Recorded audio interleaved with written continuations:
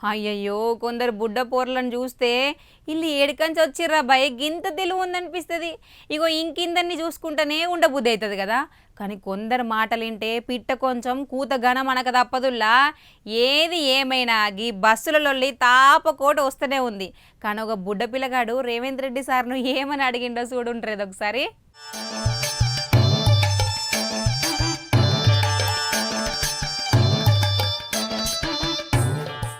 Right. పొద్దుగాల లేస్తే బస్సులో పోయేటోళ్ళు మస్తు మంది. కాలేజీలకు, బళ్ళకు, పనులతోవ పట్టాలంటే బస్సే దిక్కు చాలా మందికి. ఇక బడిపోర్లు సుతా ఇదే ఎక్కుతారు. పొద్దుగాల 7కెంచి 9 దాకా సర్కారు బస్సులను చూడబుద్దయితొట్టు. మెట్ల కాడికెంచి లోపల దాకా అంత పికపికనే ఉంటారు పోర్లు. అయితే బస్సులు శాలయాన్ని ఉంటాయి, కొన్నిసార్లు మాత్రం ఉండయుల్లా. పుష్కన ఏదన్నా సభనో లేకపోతే పెద్ద పండగనో జాతరలో ఉంటే అటు బస్సులు పోయినాయి అంటే ఇక సుక్కలే పోర్లకు. కొన్ని రూట్లకు అసలు బస్సులే ఎక్కువ ఉండే, అందుకే టయానికి పోతారు, టయానికి వస్తారు. గీ పిలగానోళ్ళ తొవ్వకు 2 బస్సులు ఉన్నాయట. పాపం ఎట్లా గరమైతుండో ఇనుండ్రేది.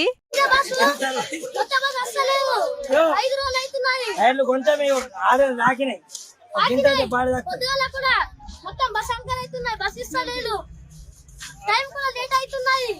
డొక్కు బస్సు తీస్తున్నారు, సర్వీస్ తీసేసిండు. ఒకటే బస్సు నడుస్తున్నది, ఇంకో బస్సు ఎటు పోయింది? ఇంకొక బస్సు ఇస్తారా? రేవంత్ రెడ్డి బస్సులన్నీ పాత బస్సులు ఇస్తున్నా, కొత్త బస్సులు ఇంట్లో ఉంచుకుంటున్నావు. ఏం చేస్తావు? ఏం చేసుకుంటున్నావు? బస్సులన్నీ ఉంచుకుంటున్నావు.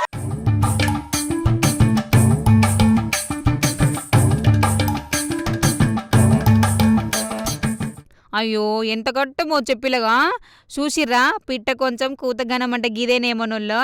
ఏయ్ మీ ఇంటికి తీసుకుపోయినావా బస్సులను? ఇక బస్సు వేస్తే ఏమైతుంది? ఇంకోటి ఈ బస్సు ఎట్లా ఉంది అని అడగబట్టే కావాల్సింది అడిగిండు, భయపడలే. పౌరుల హక్కు అని చదివొచ్చినట్టుండు బల్లే. బయటకు రాగానే ఇట్లా అడుగుతున్నట్టుండు కోపంతోటి బస్సు కోసం అనబట్టే ముచ్చటిన్న జనాలు.